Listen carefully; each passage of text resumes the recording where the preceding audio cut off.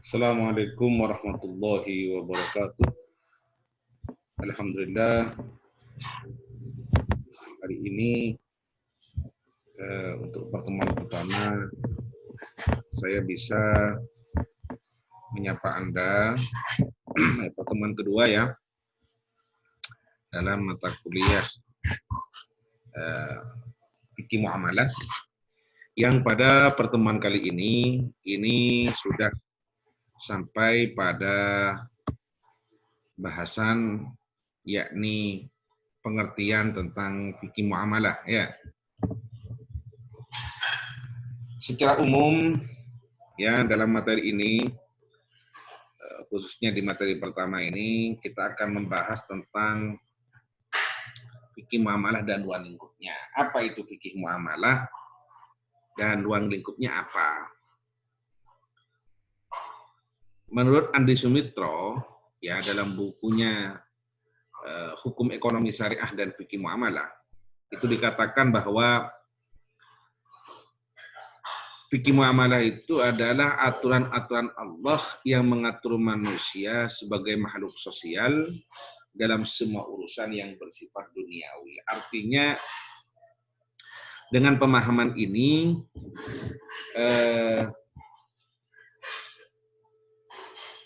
fikih muamalah itu tidak hanya terbatas dalam persoalan ekonomi, tapi mencakup seluruh persoalan kaitannya dengan interaksi seorang manusia dengan manusia yang lain dan persoalan keduniawian dalam memenuhi hajatnya tentunya. Jadi munakahat juga masuk dalam kategori cakupan fikih muamalah dalam arti ini. Artinya fikih muamalah tidak hanya tertentu dalam persoalan ekonomi, tapi juga yang lebih luas. Kuncinya adalah ada interaksi sosial antara manusia yang satu dengan manusia yang lain. Tentunya adalah bersifat urusan yang sifatnya adalah keduniawian. Terus secara khusus itu bermakna aturan yang mengatur berbagai akad atau transaksi yang membolehkan manusia saling memiliki harta benda dan saling tukar menukar manfaat berdasarkan syariat Islam. Nah ini yang merupakan bahasan dari mata kuliah ini. Ini jadi pengertian fikih muamalah secara khusus. Jadi al-ahkam asy-syar'iyyah yata'allaqu bi ahkamil iqtisadiyah. Hukum-hukum syar'i yang berkaitan dengan hukum-hukum ekonomi. Itu fikih muamalah. Aturan yang mengatur berbagai akad atau transaksi yang membolehkan manusia saling memiliki harta benda dan saling tukar menukar manfaat berdasarkan syariat. Jadi al-ahkam bit-ta'aqud allati tujizul insan fi tamallukil amwal wa tabadul binassis syariah atau bihukmis syariah. Ini kalau kemudian dibasarkan begitu. Setelah itu kemudian menurut Sumitro juga dalam bukunya itu dikatakan bahwa fikih muamalah dalam arti khusus itu mencakup dua aspek. Jadi yang pertama adalah al-muamalah al-madiyah dan yang kedua adalah al-muamalah al-adabiyah. Al-muamalah al-madiyah itu maksudnya adalah hubungan ekonomi antara satu dengan yang lain, manusia itu dengan yang lain, kaitannya dengan kebendaan. Namun kalau al-muamalah al-adabiyah itu berkaitan dengan hukum peredaran harta. Jadi yang pertama terkait dengan kepemilikan harta benda, dan yang kedua ini bagaimana harta benda tersebut berputar dari satu orang kepada orang lain. Baik itu melalui akad jual beli, atau akad hibah, atau akad sedekah, atau akad gadai, atau akad tijarah, dan semacamnya. Ada beberapa istilah yang hampir mirip dengan kajian fikih muamalah, yaitu yang disebut dengan hukum ekonomi syariah. Sebagaimana prodi Anda yang sedang Anda tempuh ini. Dulu kan disebut dengan prodi muamalah, sekarang disebut dengan hukum ekonomi syariah. Dan kalau di Fakultas Hukum, khususnya Fakultas Hukum Universitas Jember itu ada kekhususan namanya hukum bisnis syariah. Apa kemudian perbedaan di antara ketiga istilah ini? Yang jelas fikih muamalah itu adalah yang mencakup kedua-duanya, mencakup hukum ekonomi syariah dan mencakup hukum bisnis syariah. Lalu apa kemudian hukum ekonomi syariah itu? Hukum ekonomi syariah itu adalah kumpulan peraturan yang berkaitan dengan praktik ekonomi dalam rangka memenuhi kebutuhan manusia yang sifatnya komersil ataupun yang tidak komersil yang didasarkan pada hukum Islam. Artinya hukum ekonomi syariah itu tidak harus sifatnya itu adalah komersial, yang non komersial pun itu juga masuk dalam ranah pembahasan hukum ekonomi syariah. Jadi bahasan tentang apa namanya wakaf, ya, terus bahasan tentang hibah itu kan tidak ada unsur komersialnya, itu unsur tabarruk, cuma-cuma mengharap apa namanya pahala dari Allah Subhanahu Wa Taala. Beda dengan ijarah, sewa menyewa, beda dengan salam, akad pesanan, itu ada unsur komersialnya, unsur perdagangannya yang kemudian ada profit oriented di situ. Ada apa namanya orientasi keuntungan. Jadi hukum ekonomi syariah itu tidak hanya mencakup praktik ekonomi yang kaitannya dengan komersial, tapi juga yang sifatnya non komersial.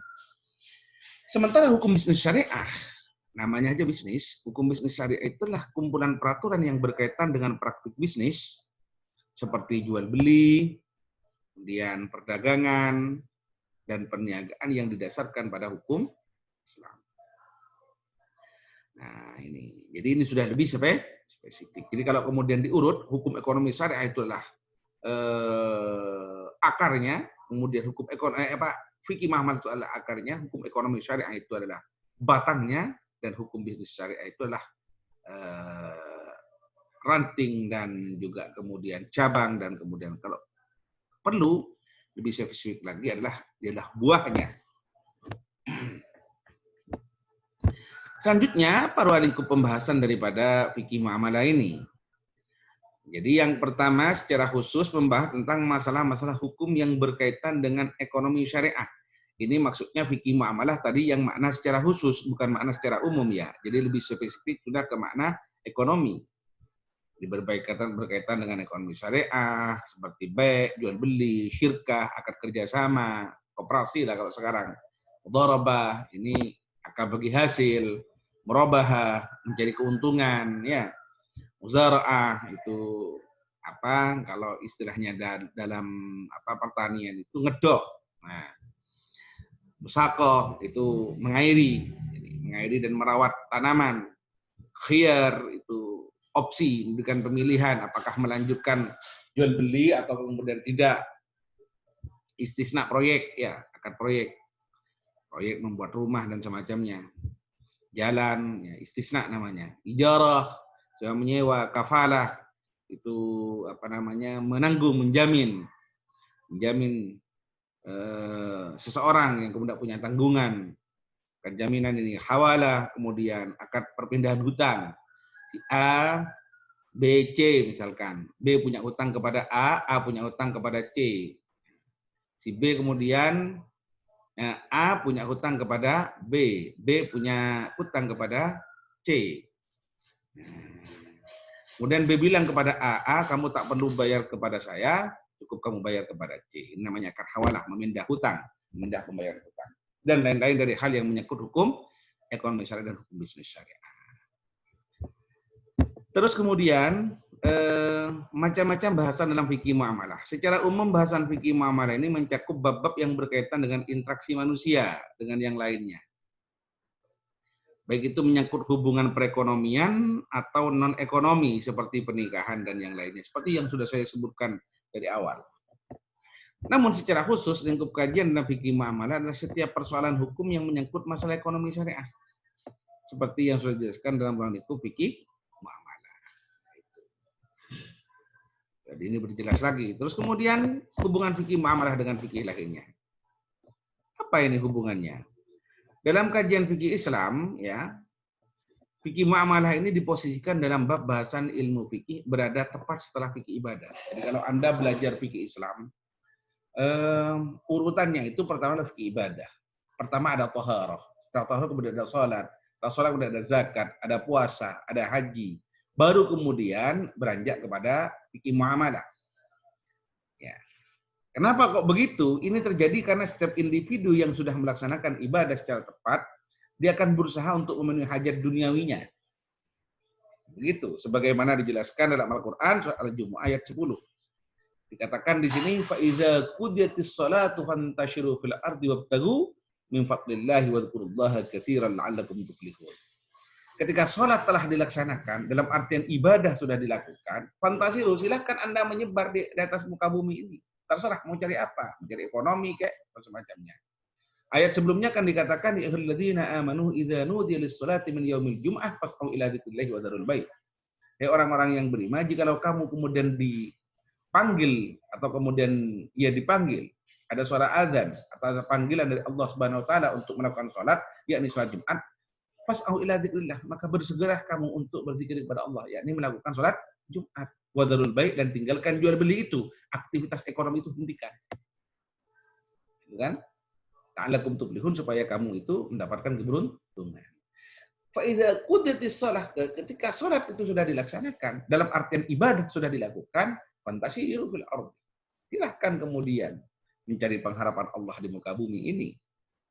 Nah, ini kan, makanya dikatakan di sini ayat pertama memerintahkan untuk melakukan ibadah salat Jumat. Setelah selesai barulah mencari penghidupan yang dalam bahasa sederhananya mencari nafkah dan melakukan aktivitas perekonomian atau yang lainnya. Oleh karena itu, saya katakan tadi bahwa posisi fikih muamalah ini di hadapan fikih lain itu tepat berada setelah fikih ibadah. Dan ini adalah aspek yang terpenting karena Islam itu mengajarkan agar kita itu jangan berpasrah diri terus. Ya, tanpa kemudian berusaha untuk mencari penghidupan. Allah Subhanahu wa taala berfirman, "Wabtaghi fima ataqallahu ad-daral akhirah wa la tansa nasibaka minad dunya wa ahsin kama ahsanallahu ilaik wa la tabghil fasada fil ardh." Allah berfirman, carilah kamu pengharapan penghidupan untuk kepentingan akhiratmu. Jadi silahkan beribadah, melaksanakan haji, ya, silahkan melakukan hubungan vertikal dengan Allah Subhanahu wa taala. Tapi Allah kemudian menyampaikan wala tansa nasibaka minad dunya. Jangan kau lupakan bagianmu di dunia ini.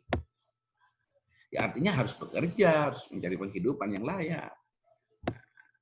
Dan semacamnya, ya. Wala tansa nasibaka minad dunya wa ahsin kama ahsanallahu ilaik, dan berbuat baiklah kamu sebagaimana Allah telah berbuat baik kepada dirimu. Wala tabghil fasada fil ardh, dan jangan melakukan tindakan kerusakan di muka bumi dengan cara melakukan kecurangan, money politik. Ya, dalam rangka kemudian mencari penghidupan harus menggunakan cara-cara yang halal. Kan sebagaimana dikatakan dalam ayat yang lain, wala ta'kulu amwalakum bainakum bil batil illa an takun tijaratan antaradin minkum. Jangan kau makan harta di antara kamu sekalian dengan cara yang batil, dengan cara yang salah. Tapi raihlah dengan cara yang kemudian kamu dengan yang lain itu dengan cara yang saling rela. Oke, terima kasih. Ini semoga ada manfaat dan barokah untuk pertemuan pertama. Pertemuan kedua, yaitu atau kemudian pertama dalam materi ini. Nanti kemudian ada diskusi kelompok yang kemudian tugas diskusinya sudah saya share di LMS, dan nanti juga akan di-share di grup WA. Terima kasih, semoga ada manfaat dan barokah. Bila mana ada yang perlu dipertanyakan, silakan tanyakan di forum diskusi yang sudah saya sediakan di LMS. Silakan bertanya di situ, dan yang lain kemudian silakan menanggapi. Terima kasih. Ilahuna wal afa minkum. Assalamualaikum warahmatullahi wabarakatuh.